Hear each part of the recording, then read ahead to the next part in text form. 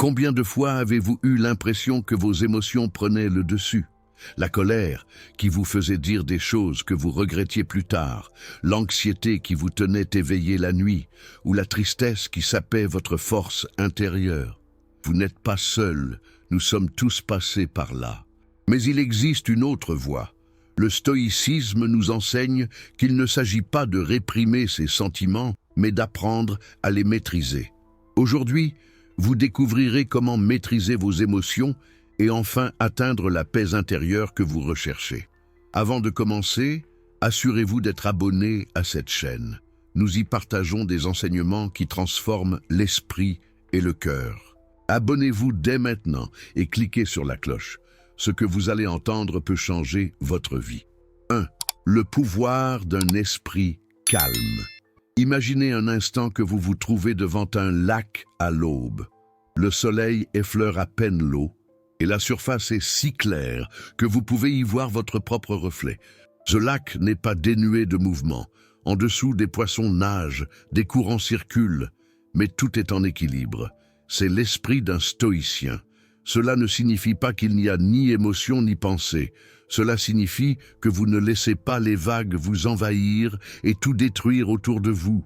Un esprit serein est comme un refuge où l'on peut toujours revenir. Quand tout s'écroule, quand les nouvelles sont mauvaises, quand la vie semble injuste, ce refuge intérieur devient votre plus grande force. Et savez-vous pourquoi? Parce que personne ne peut vous l'enlever. Le monde peut vous voler votre argent, votre santé ou vos opportunités, mais votre sérénité ne dépend que de vous. Le sage stoïcien ne cherche pas à vivre sans émotion, car ce serait nier la nature humaine. Il cherche plutôt à apprendre à les maîtriser, tel un capitaine qui dirige son navire dans la tempête. Les vagues seront là, le vent soufflera fort, mais si la barre est stable, le navire ne coulera pas. Et voici la vérité, si vous maîtrisez votre esprit, vous maîtrisez votre vie. Car un esprit calme ne s'effondre pas face aux problèmes. Il les affronte avec lucidité. Un esprit calme ne répond pas à la provocation par la colère. Il y répond avec sagesse. Un esprit calme ne cède pas à la peur. Il choisit la bonne voie, même lorsqu'il tremble intérieurement. Par conséquent, la première étape sur le chemin de la paix intérieure consiste à comprendre ce pouvoir. La sérénité n'est pas une faiblesse. C'est la force à l'état pur. Une fois cela compris, tout le reste commence à se mettre en place. 2. Les émotions ne sont pas des ennemis. Après avoir compris qu'un esprit calme est notre refuge, une question inévitable se pose. Que faire de nos émotions? Car elles sont toujours là. La colère qui brûle, la tristesse qui pèse, la peur qui paralyse. Et voici la clé. Les émotions ne sont pas des ennemis à détruire. Ce sont des messagers qui viennent nous dire quelque chose. Imaginez que vous êtes chez vous et que quelqu'un frappe à votre porte. Le bruit peut vous déranger, vous mettre mal à l'aise, mais c'est en réalité un avertissement. Quelqu'un vous attend dehors. C'est exactement ce que sont vos émotions, un avertissement. La colère peut frapper à votre porte pour vous signaler que vous ressentez une injustice. La peur peut vous avertir d'un danger réel ou imaginaire. La tristesse peut vous rappeler que quelque chose auquel vous teniez n'est plus parmi vous. L'erreur la plus courante est de croire qu'il faut les réprimer, comme si les écraser était la solution. Mais ce qui est refoulé ne disparaît pas, il s'accumule. La véritable sagesse consiste à les écouter sans se laisser dominer. Le stoïcien observe ses émotions comme un médecin écoute les symptômes de son patient. Il ne les ignore pas, ni ne les exagère. Il les interprète. Par exemple, si quelqu'un vous offense et que vous vous sentez en colère, vous pouvez réagir en criant et en envenimant la situation, ou vous arrêter et réfléchir « Qu'est-ce que cette émotion m'apprend ? Pourquoi les paroles de cette personne me touchent-elles autant ?» Ce temps d'arrêt vous permet de prendre une décision calmement. L'émotion a rempli son rôle, vous faire savoir que quelque chose vous a affecté, mais elle n'a pas besoin de gouverner votre réaction. Marc Aurèle, l'empereur stoïcien, l'a clairement exprimé. Si quelque chose d'extérieur vous blesse, ce n'est pas vous qui le faites, mais votre jugement, et vous avez le pouvoir de l'effacer immédiatement. Cela signifie que l'émotion surgit, mais que c'est votre interprétation qui la renforce ou la dissout. Alors, ne voyez pas vos émotions comme des monstres à enchaîner. Voyez-les plutôt comme des panneaux de signalisation sur le chemin de votre vie. Un feu rouge n'est pas là pour vous agacer. Il est là pour vous protéger. De même, chaque émotion a une utilité. Si vous les écoutez avec sagesse, sans impulsion, elles deviennent des alliés sur votre chemin vers la paix intérieure. 3. Le moment entre le stimulus et la réaction. Nous avons déjà compris que les émotions ne sont pas des ennemis, mais des messagers. Mais ici, un point crucial se pose. Que faire lorsque ce messager arrive avec force et nous frappe de l'intérieur? La clé réside dans un instant si court que presque personne ne le remarque. L'instant entre le stimulus et la réaction. Imaginez cette scène. Quelqu'un vous insulte dans la rue. Le stimulus est déjà là, des paroles dures et blessantes. Entre ces mots et votre réponse, il y a un instant, un moment crucial où vous pouvez prendre une décision. Cet instant est comme un carrefour. À un moment, vous réagissez avec colère, vous lancez des insultes, vous envenimez peut-être la situation et vous perdez votre sang-froid. À un autre, vous choisissez de vous arrêter, de reprendre votre souffle et de réagir calmement, voire de ne pas réagir du tout. Ce bref instant change radicalement l'issue. Viktor Frankl, un psychiatre survivant des camps de concentration, a prononcé une phrase qui résume parfaitement la sagesse stoïcienne. Entre le stimulus et la réponse, il y a un espace. Dans cet espace réside notre pouvoir de choisir notre réponse, et dans notre réponse résidant notre croissance et notre liberté. Les stoïciens le savaient déjà des siècles auparavant. On ne contrôle pas ce qui arrive, mais on contrôle la façon dont on l'interprète et dont on y réagit. Prenons un exemple courant. Vous êtes au travail et quelqu'un critique vos efforts.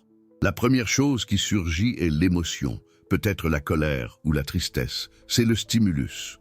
Maintenant, au lieu de réagir immédiatement et de vous défendre avec des mots durs, vous pouvez utiliser ce moment pour vous demander « Qu'est-ce que je gagne à répondre avec colère ? Est-ce que cela m'aidera ou me détruira ?» Cet espace vous redonne le contrôle. La vie est pleine de ces moments invisibles. Lorsque votre enfant se comporte mal, lorsqu'un plan échoue, lorsque quelqu'un vous déçoit. Cette seconde, entre ce qui se passe et votre réaction, est le fondement de la paix intérieure. Si vous l'utilisez bien, vous n'êtes pas esclave de vos émotions. Vous êtes maître de votre destin. Ainsi, le stoïcien fait de cet espace sa meilleure arme. Il ne s'agit pas d'être froid ou indifférent, mais de choisir judicieusement. Car chaque réaction choisie avec calme devient une victoire invisible qui renforce votre caractère et vous rapproche de la sérénité. Si ce message vous interpelle, marquez une pause et aimez la vidéo. Et si ce n'est pas déjà fait, abonnez-vous dès maintenant. Ainsi, nous pourrons aider davantage de personnes à découvrir ces enseignements et à trouver la paix intérieure. 4. Entraînez-vous à faire des pauses. Nous avons déjà compris qu'entre le stimulus et la réaction se trouve un moment de liberté. Maintenant, comment transformer ce moment en outil quotidien? La réponse réside dans la pratique de la pause. Imaginez que quelqu'un jette une étincelle près de vous. Si vous réagissez immédiatement avec fureur, c'est comme si vous vous jetiez de l'essence dessus. L'étincelle se transforme en feu. Mais si vous marquez une pause, respirez et comptez jusqu'à 3. C'est comme si vous laissiez l'étincelle s'éteindre avant qu'elle ne fasse le moindre mal. La pause est ce mur invisible qui protège votre paix intérieure d'une impulsion momentanée. La pratique stoïque consiste à marquer une pause d'1 seconde avant de répondre. Peu importe que vous soyez coincé dans les embouteillages et que quelqu'un vous coupe la route, qu'un collègue vous provoque ou qu'une dispute à la maison menace de dégénérer. Ce répit, qui ne dure parfois que quelques secondes, suffit à votre esprit pour s'éclaircir et à votre cœur pour reprendre le contrôle. Marc Aurèle a dit « La meilleure façon de se venger d'un ennemi est de ne pas lui ressembler. Si quelqu'un vous provoque par des cris et que vous répondez par d'autres, vous avez déjà perdu. » Mais si vous prenez le temps de vous arrêter et de choisir la sérénité, vous démontrez que rien d'extérieur ne peut vous ôter votre maîtrise intérieure. Un exemple simple, vous vous apprêtez à répondre à un message qui vous a offensé. Vos doigts s'activent déjà pour écrire quelque chose de dur. Faites une pause. Respirez. Demandez-vous, cela m'apportera-t-il la paix ou davantage de problèmes? Souvent, cette pause vous épargne des jours, des semaines, voire des années de regrets. L'habitude de faire une pause est comme un muscle. Plus on l'entraîne, plus il se renforce. C'est difficile au début, car la réaction semble automatique. Mais chaque fois qu'on choisit de faire une pause, on renforce sa maîtrise de soi. Et petit à petit, on découvre que la vie devient plus légère, car on n'est plus alourdi par chaque provocation. Pratiquer la pause ne signifie pas toujours rester silencieux, mais plutôt apprendre à réagir avec sagesse, et non avec la souffrance. C'est toute la différence entre réagir comme un esclave de ses émotions ou réagir comme un maître de soi. 5. L'ennemi intérieur. Nous avons déjà vu que la pause est notre défense contre les impulsions, mais il faut maintenant regarder plus en profondeur. Qu'est-ce qui nous fait vraiment mal? Ce ne sont pas toujours les mots, les situations ou les personnes. L'ennemi le plus puissant n'est pas extérieur, il est intérieur, notre esprit et les jugements que nous portons sur ce qui se passe.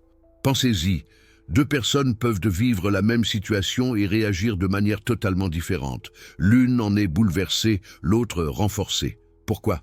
Parce que ce n'est pas l'événement lui-même qui blesse, mais plutôt ce que nous en pensons. Une insulte peut être interprétée comme une offense impardonnable ou comme un bruit qui ne mérite pas d'attention.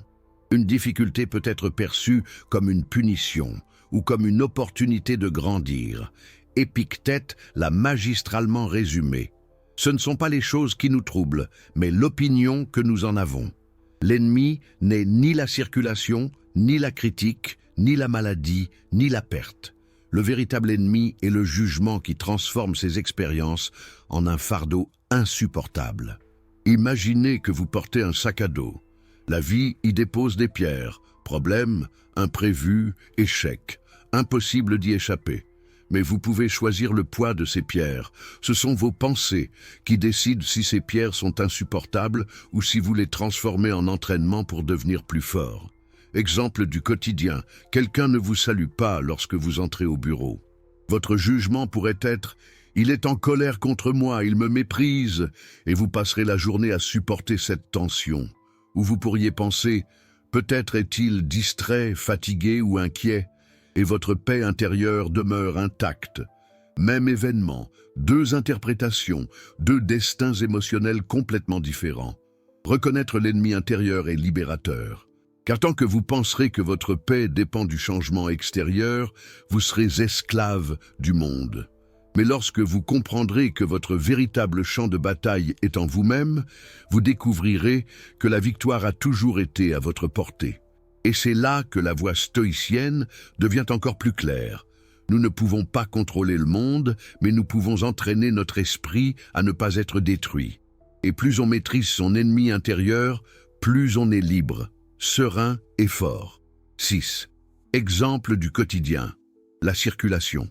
Après avoir découvert que le véritable ennemi est souvent notre jugement intérieur, voyons comment cela se manifeste au quotidien. Nul besoin d'une tragédie majeure pour développer sa maîtrise de soi. Un événement aussi banal que la circulation suffit. Imaginez que vous êtes en voiture, en route pour le travail ou la maison, et que soudain vous vous retrouvez coincé dans un embouteillage. Les voitures sont immobiles, les klaxons retentissent, le temps file, et un sentiment de colère et de désespoir commence à vous envahir. C'est l'occasion idéale d'observer le fonctionnement de votre esprit. Si vous laissez parler votre ennemi intérieur, sa voix vous dira « c'est toujours la même chose, je vais être en retard, cette journée est déjà gâchée ». Et aussitôt l'inconfort augmente, votre cœur bat plus vite, vos muscles se tendent, votre esprit s'embrouille. La situation extérieure, la circulation, n'a pas changé, mais votre interprétation l'a transformée en torture. Le stoïque, quant à lui, s'exerce à faire des pauses et se souvient. Je ne peux pas déplacer les voitures, mais je peux déplacer mon esprit. À ce moment-là, deux options s'offrent à vous. Dépensez votre énergie dans la frustration ou transformer ce moment en opportunité. Vous pouvez en profiter pour réfléchir à votre journée, écouter un livre audio, écouter de la musique inspirante ou simplement exercer votre patience en respirant profondément. Marc Aurèle, qui dirigeait un vaste empire, comprenait qu'il ne pouvait contrôler ni tous les hommes ni tous les événements, mais qu'il pouvait se gouverner lui-même. On ne peut pas non plus contrôler la circulation, mais on peut décider si cette période sera un enfer ou un entraînement. Au final, la circulation n'est pas votre ennemi. C'est votre professeur déguisé qui vous rappelle que la sérénité ne dépend pas de rues dégagées, mais de votre capacité à ne pas être bloqué par l'impatience. Ainsi, le quotidien devient un véritable exercice pour l'âme. Chaque embouteillage est une leçon, chaque coup de klaxon une opportunité, chaque instant d'immobilité un rappel. La paix ne dépend pas de facteurs extérieurs, mais de ce que vous décidez intérieurement. 7. Changez votre perspective. Si vous avez appris dans la circulation que vous ne pouvez pas contrôler les événements extérieurs, mais que vous pouvez contrôler vos réactions, nous allons maintenant plus loin. Apprendre à changer de perspective.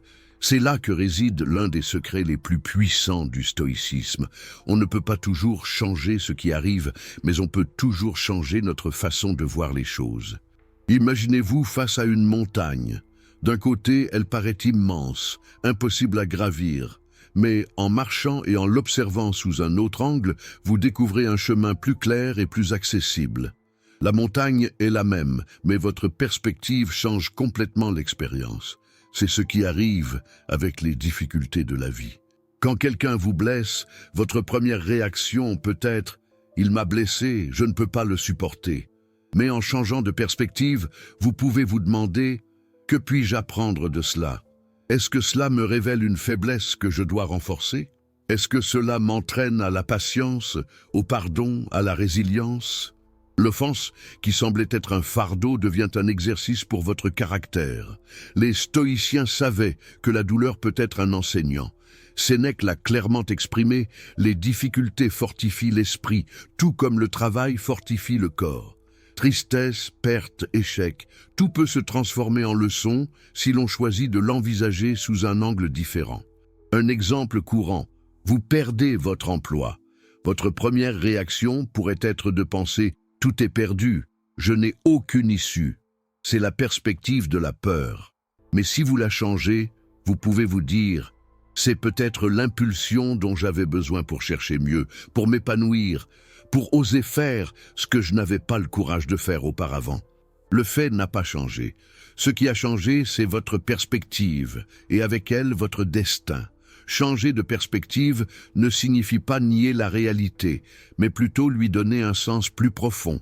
La douleur est toujours là, la difficulté est toujours réelle, mais votre esprit trouve le moyen de la transformer en force motrice et non en chaîne.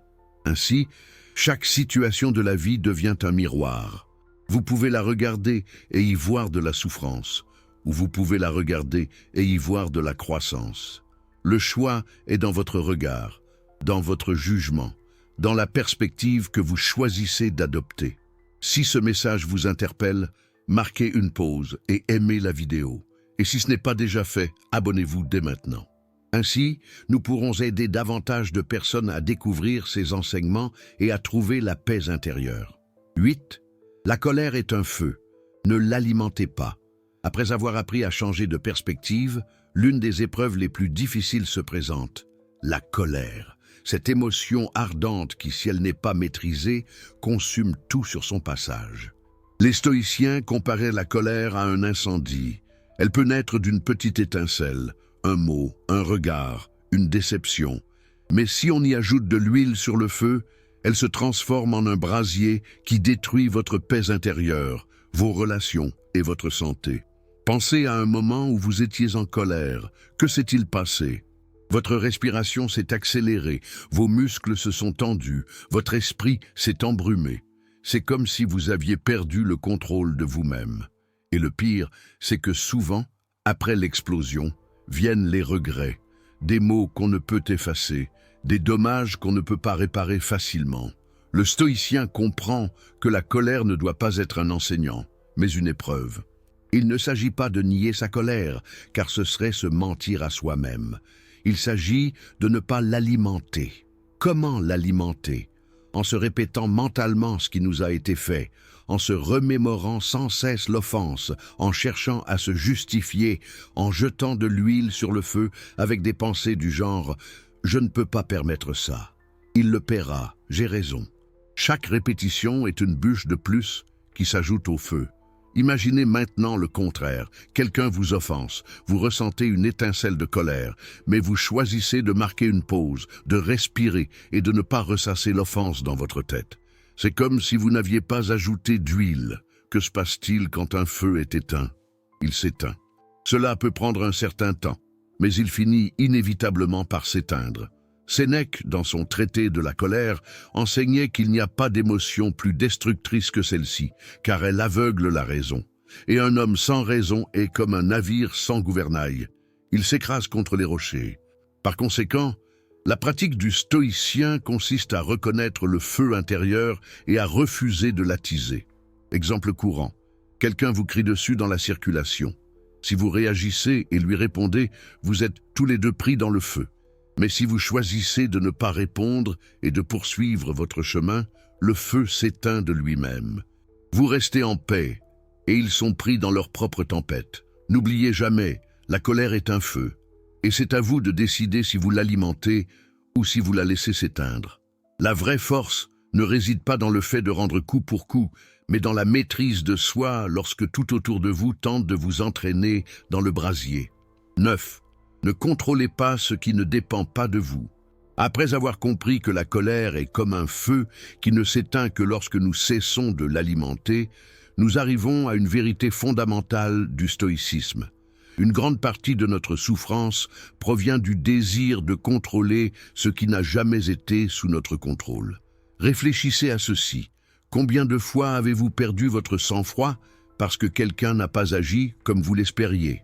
Combien de fois votre tranquillité d'esprit a-t-elle dépendu de la météo, de la circulation, de l'opinion des autres ou d'une décision que vous ne pouviez pas changer? Chaque fois que vous essayez de contrôler l'incontrôlable, vous restez prisonnier de la frustration. Épictète l'a clairement expliqué, certaines choses dépendent de nous, d'autres non. Si vous confondez l'une avec l'autre, vous souffrirez. Ce qui dépend de vous, ce sont vos pensées, vos actions, vos décisions. Ce qui ne dépend pas de vous, ce sont les paroles des autres, une santé parfaite, la célébrité, la richesse, les résultats. Le sage stoïcien consacre son énergie uniquement à la première. Imaginez que vous avez planifié un voyage et qu'il pleut soudainement toute la journée. Vous pouvez passer la journée à vous plaindre du temps, un élément sur lequel vous n'avez jamais eu de prise, ou choisir de profiter de ce que vous pouvez contrôler. Lire un bon livre, discuter avec quelqu'un, être reconnaissant pour le reste. La pluie continue de tomber, mais votre esprit reste calme. Exemple du quotidien. Vous publiez quelque chose sur les réseaux sociaux et personne ne l'aime. Si votre bonheur dépend des applaudissements des autres, vous serez toujours à la merci de quelqu'un d'autre. Mais si votre satisfaction vient du fait d'avoir exprimé ce que vous considériez comme précieux, alors vous avez déjà gagné, même si personne ne le reconnaît. Cette distinction entre ce que l'on contrôle et ce que l'on ne contrôle pas est comme une boussole. La suivre permet d'atteindre la sérénité. L'ignorer, c'est se perdre dans la tempête. Les stoïciens ne cherchaient pas à éliminer les difficultés, mais plutôt à s'entraîner à distinguer « cela dépend de moi, cela ne dépend pas de moi ». Et en lâchant prise sur l'incontrôlable, leur cœur devenait invincible. Vous découvrirez ainsi que la véritable liberté ne consiste pas à faire ce que l'on veut, mais à ne pas dépendre de ce que l'on ne peut changer. C'est le début de la paix intérieure la plus profonde. 10. L'art de l'acceptation.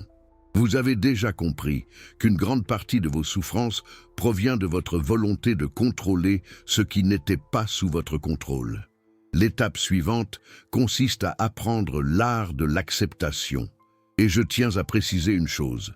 Accepter ne signifie pas abandonner ou se résigner. Cela signifie reconnaître la réalité telle qu'elle est, et choisir la meilleure attitude face à elle. Imaginez la vie comme une rivière. Vous pouvez dépenser toute votre énergie à frapper l'eau à coups de poing, vous mettre en colère parce que le courant ne suit pas votre volonté, ou apprendre à nager avec lui, à maîtriser sa puissance, au lieu de lutter contre l'inévitable. Accepter, c'est nager dans la rivière au lieu de s'y noyer. Exemple du quotidien. Vous recevez une nouvelle inattendue, comme une perte financière ou un changement de plan de dernière minute.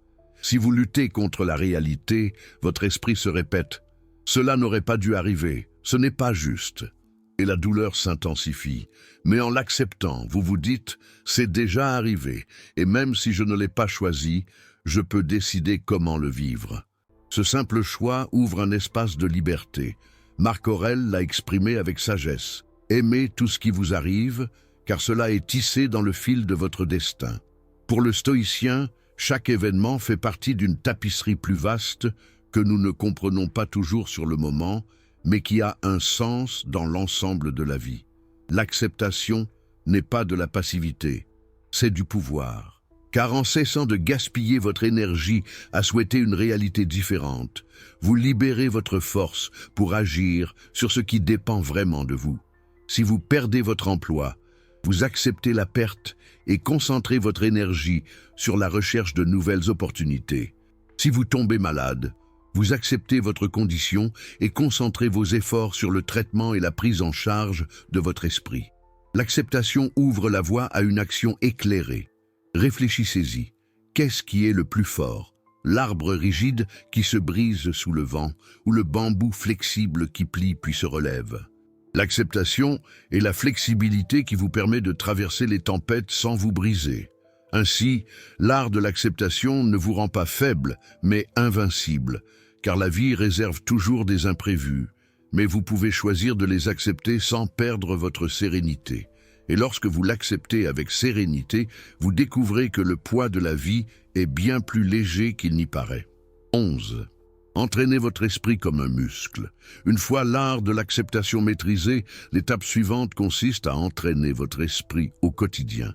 Car la sérénité ne s'acquiert pas du jour au lendemain, mais, comme la force physique, elle se construit par la pratique et la répétition. Imaginez que vous vouliez soulever des poids. Si vous n'allez qu'une fois à la salle de sport, vous ne développerez pas de muscles solides. Il vous faut de la constance, de la discipline et des efforts quotidiens. Il en va de même pour le mental. Chaque situation difficile est comme un poids invisible que la vie vous impose pour renforcer votre caractère. Les stoïciens ne s'attendaient pas à une vie sans problème. Au contraire, ils voyaient chaque échec comme une opportunité d'apprentissage. Sénèque l'a clairement exprimé. Le feu éprouve l'or, et l'adversité éprouve l'effort. Si vous fuyez l'inconfort, vous ne progresserez jamais. Mais si vous affrontez les petites épreuves quotidiennes avec calme, votre esprit se durcira comme l'acier passé au feu. Exemple du quotidien.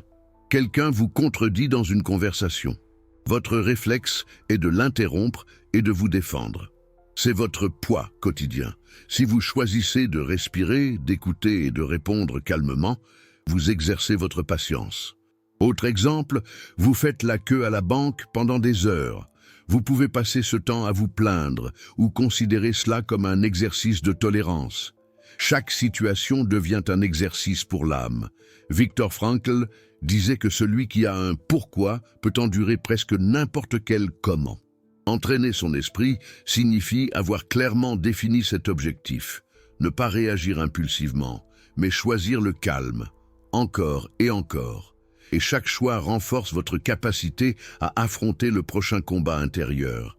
Pensez-y, la vie vous entraîne déjà. Circulation, dispute, retard, imprévu, chacun est un fardeau. La question est, allez-vous les laisser vous écraser ou allez-vous les utiliser pour vous rendre plus fort? La maîtrise de soi ne s'acquiert pas du jour au lendemain. C'est comme le bambou. Il pousse sous terre pendant des années avant de devenir grand et solide. Il en va de même pour votre esprit.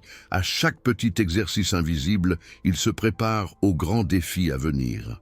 Ainsi, entraînez votre esprit comme un muscle garantit que lorsque les vraies tempêtes surviendront, vous ne serez pas trouvé faible, mais ferme, calme et prêt à rester calme tandis que les autres s'effondrent. Si ce message vous interpelle, marquez une pause et aimez la vidéo. Et si ce n'est pas déjà fait, abonnez-vous dès maintenant.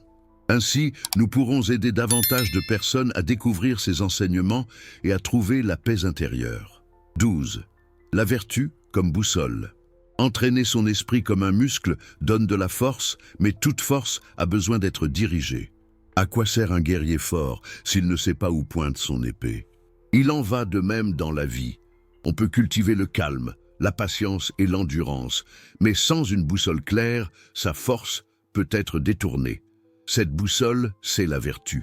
Les stoïciens parlaient de 4 vertus fondamentales qui guident toute pensée et toute action. Sagesse, justice, tempérance et courage, ils sont comme les 4 points cardinaux de votre boussole intérieure. Sagesse, c'est la capacité de voir les choses telles qu'elles sont, et non comme nos peurs ou nos désirs les voudraient. C'est la clarté qui nous permet de distinguer ce qui est sous notre contrôle de ce qui ne l'est pas. Justice, il s'agit de traiter les autres comme ils le méritent, avec respect et équité, même lorsque la vie ne vous semble pas juste. Tempérance, c'est la maîtrise de soi, la juste mesure, la capacité de jouir sans excès et de résister sans tomber dans le désespoir. Courage, c'est la force d'agir correctement, même quand on a peur, de rester ferme quand tout semble nous repousser. Imaginez votre vie comme celle d'un navire. Le calme que vous avez appris dans le sujet précédent est la solidité de la coque. Elle résiste aux vagues. Mais la boussole, la vertu, est ce qui vous permet de ne pas vous perdre au milieu de l'océan. Sans elle, vous pourriez naviguer pendant des heures sans direction, ou pire, dans la mauvaise direction. Exemple du quotidien. Vous avez un conflit au travail. Vous avez entraîné votre esprit à ne pas exploser de colère, mais que faites-vous ensuite? La vertu de justice vous guide pour réagir sans blesser, en recherchant ce qui est juste pour tous. Autre exemple, vous êtes tenté de dépenser de l'argent que vous n'avez pas. Tempérance vous rappelle que la véritable liberté ne consiste pas à céder à l'impulsion, mais à la maîtriser. Marc Aurèle, autrefois l'homme le plus puissant du monde, a écrit « Si ce que vous faites n'est pas conforme à la justice, alors vous avez échoué ». Cela démontre qu'il ne suffit pas de maîtriser ses émotions, il faut une boussole morale, car sans vertu, même le calme peut se transformer en indifférence et la force en tyrannie. Ainsi, la vertu est la boussole qui transforme chaque victoire intérieure en un pas vers une vie épanouissante. Sans elle, tout apprentissage est perdu. Avec elle, chaque jour, chaque épreuve, chaque pause s'inscrivent dans un chemin de sagesse. 13. L'exemple de Marc Aurèle. Après avoir compris que la vertu est la boussole qui guide nos vies, une question se pose. Est-il vraiment possible de vivre ainsi malgré tant de responsabilités, de problèmes et de pressions? Pour répondre, nul besoin d'imaginer. Il suffit de prendre exemple sur l'un des plus grands exemples de l'histoire, Marc Aurèle. Marc Aurèle n'était pas un homme ordinaire. Il était empereur de Rome, l'empire le plus puissant du monde à l'époque. Il dirigeait des armées, des territoires et des millions de personnes. Il pouvait tout obtenir, richesse, plaisir, pouvoir absolu. Cependant, il choisit quelque chose de plus difficile et de plus précieux, se gouverner lui-même plutôt que les autres. Sa vie fut loin d'être facile. Durant son règne, il dut faire face à des guerres quasi incessantes aux frontières, à une épidémie qui fit des milliers de victimes, à des trahisons au sein de son propre entourage et à la mort de plusieurs de ses fils. N'importe qui à sa place aurait cédé au chaos, à la colère ou au désespoir. Mais Marc Aurèle écrivit dans son Méditation des pensées qui nous guident encore aujourd'hui, des rappels que rien d'extérieur ne peut voler la sérénité de ceux qui choisissent de vivre selon la vertu. Imaginez un homme qui, après avoir mené des batailles et entendu de mauvaises nouvelles, se retire dans sa tente et écrit « Si vous êtes affligé par quelque chose d'extérieur, la douleur n'est pas due à la chose elle-même, mais à l'opinion que vous en avez. Et cela, vous avez le pouvoir de le révoquer immédiatement. C'était Marc Aurèle, un empereur qui trouvait plus important de maîtriser son esprit que de maîtriser ses armées. Son exemple nous enseigne qu'il n'y a aucune excuse. Si, malgré le poids du monde sur ses épaules, il a pu pratiquer le stoïcisme, qu'est-ce qui nous empêche de le faire au quotidien? Nul besoin d'être empereur pour pratiquer le calme dans la circulation, la patience à la maison et la tempérance en affaires. Marc Aurèle nous rappelle que le véritable pouvoir ne réside pas dans le contrôle des nations, mais dans le contrôle de soi-même. L'or est éprouvé par le feu, et un dirigeant est mis à l'épreuve par les épreuves. Il a choisi de ne pas être esclave de sa position ou de ses émotions, mais de vivre en homme libre et intérieur. Ainsi, en observant son exemple, nous comprenons que la philosophie stoïcienne n'est pas une théorie lointaine, mais une pratique concrète. Et si elle était possible sur un trône entouré de chaos, elle l'est aussi dans notre vie quotidienne. 14. Petites victoires quotidiennes. L'exemple de Marc Aurèle nous montre que même au cœur des guerres et des trahisons, il est possible de conserver la sérénité. Mais vous pourriez penser, je ne suis pas empereur, ma vie est bien plus simple. Et c'est vrai. Pourtant, c'est là toute la beauté du stoïcisme. Il ne se mesure pas en grandes actions, mais en petites victoires quotidiennes qui, accumulées, construisent une vie paisible. Pensez-y, aujourd'hui, quelqu'un vous a provoqué, et vous avez réussi à ne pas réagir avec colère. C'est une victoire. Aujourd'hui, vous avez été tenté de dépenser inutilement et vous avez choisi d'attendre. Une autre victoire.